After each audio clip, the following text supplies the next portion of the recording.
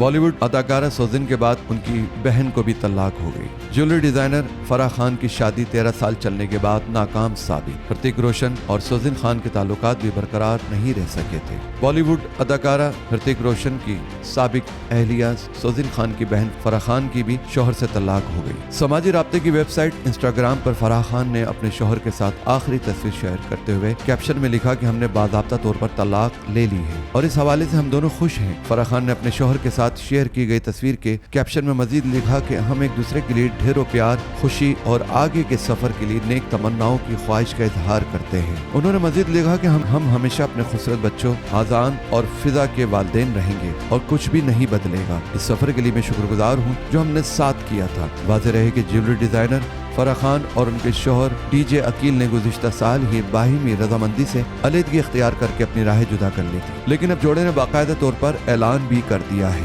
फराह और अकील ने 20 फरवरी 1999 को शादी की थी। फराह खान की इस पोस्ट पर इनकी बहन सोजिन खान समेत कई मशहूर शख्सियात ने उनके मुस्तकबिल के लिए नई ख्वाहिशात का इजहार किया।